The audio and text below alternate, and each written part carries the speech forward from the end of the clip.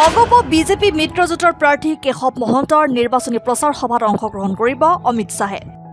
অহা 2 এপ্ৰিলত কলিয়াবৰলৈ দেশৰ গৃহমন্ত্ৰী। কলিয়াবৰ মিছা হাইস্কুল খেলপথাৰত আয়োজন কৰা নিৰ্বাচনী প্ৰচাৰ সভাত 2 এপ্ৰিলৰ দিনা বিয়লি অংশগ্ৰহণ কৰিব অমিত শ্বাহে।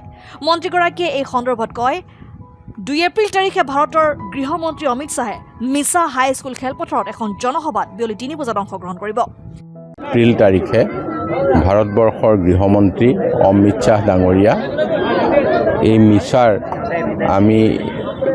মিছা হাইস্কুল খেলপথাৰত এখন জনসভাত বিয়লি 3 বজাত অংশগ্ৰহণ কৰিব।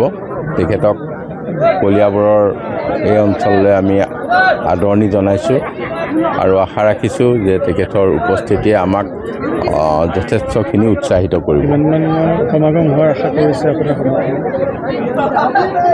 সমাগমটো আপোনালোকে দেখিছে, সেইদিনা আমাৰ মনোনয়ন দিয়াৰ ক্ষেত্ৰতে যথেষ্ট সমাগম হৈছিল, কেনিও বিৰ দি বাট নোপোৱা। এতিয়া নিশ্চয় খুব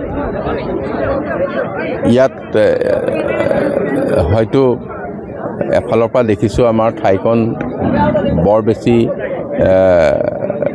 ডাঙৰ ফিল্ড নহয়, তথাপিও ইয়াত সম্পূৰ্ণভাৱে প্ৰয়োভৰ হ'ব। মুখ্যমন্ত্ৰীগৰাকীও অহা মুখ্যমন্ত্ৰী ডাঙৰীয়া এতিয়ালৈকে কোনো দিন দিয়া নাই, হয়তো তেখেতে বেলেগত আৰু সময় উলিয়াব পাৰিলে নিশ্চয় আহিব।